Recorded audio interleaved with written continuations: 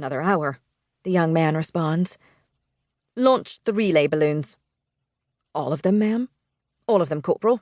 We need eyes in the sky, and Dr. Matthews may want to issue orders to the ship before it reaches line of sight. Brightwell pauses, seeming to consider her options. Activate Alpha TAC Team. I want them in the jungle ASAP. And that group's Vector. Orders are to take up defensive positions and await further instructions. No active measures until authorized. Another technician relays the order over the radio. Brightwell turns and realizes I'm here. She nods slightly and eyes the troops following me. Major, she calls to a man behind me. Lockdown protocol. Yes, ma'am. His loud, crisp voice makes me wince. The command post is a one-room habitat that's only about 500 square feet. Every inch of it falls silent. Brightwell sighs. Quietly, all of you.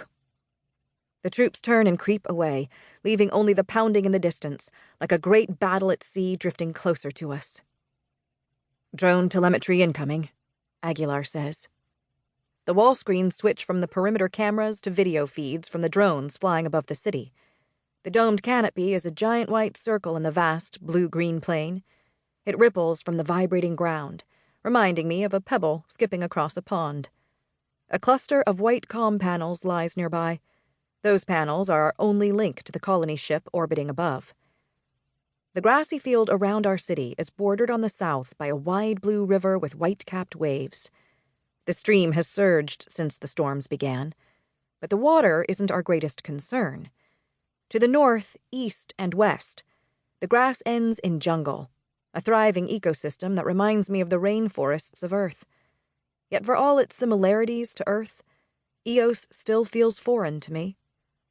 The sun it orbits is dim and orange-red, a red dwarf that burns less than a tenth as bright as the sun we left behind. The temperature is about the same as the temperature on Earth, since this planet orbits closer to its star, but I may never get used to the alien quality of the sunlight. Eos, like Earth's moon, is tidally locked. One side always faces the sun. The sun never sets on that side. It's boiling there, a vast desert. The dark side is the opposite, an expanse of ice and mountains that reminds me of my last glimpses of Earth, an ice ball devoid of life. It's only here, in the dividing line between the desert and the ice, that Eos provides a habitable zone, a band where conditions are just right for human life. This Goldilocks Valley runs all the way around the planet. It's beautiful. A paradise. Or so we thought. We made one miscalculation. There's a dwarf planet in this star system with a highly irregular orbit. The scans we performed when we arrived didn't detect the planet. It was too far outside the system at the time. But that planet is now moving closer to Eos. It won't collide, and it won't drastically change our orbit, but its gravitational pull has caused Eos to turn slightly, just enough to shift the Goldilocks Valley, causing a minor ecosystem disruption, an event that may well be our undoing. On the screen, the drones fly toward the western jungle. The canopy over Jericho City passes out of sight, leaving only the thick expanse of trees. The first time I entered one of those jungles, I was shocked by how dark and cold it was. The leaves and branches overhead are so thick it almost feels like night. Switch to IR, Brightwell whispers. The colors on the screen change to blue and black, and red. The red dots are life signs, and they cover the screen from edge to edge. Zoom out, Brightwell says slowly.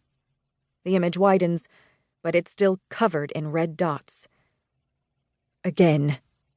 Finally, the entire group of red heat signatures is revealed.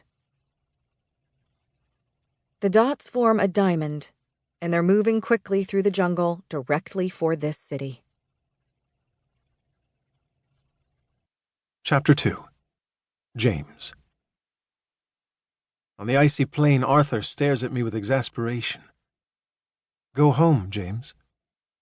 Ignoring him, I glance down at the tablet, confirming the location. It's here, right under my feet. At the ATV, I pull a shovel from my pack. A cold wind kicks up, blowing snow like tumbleweeds through a ghost town. To the west, snow covers the tower.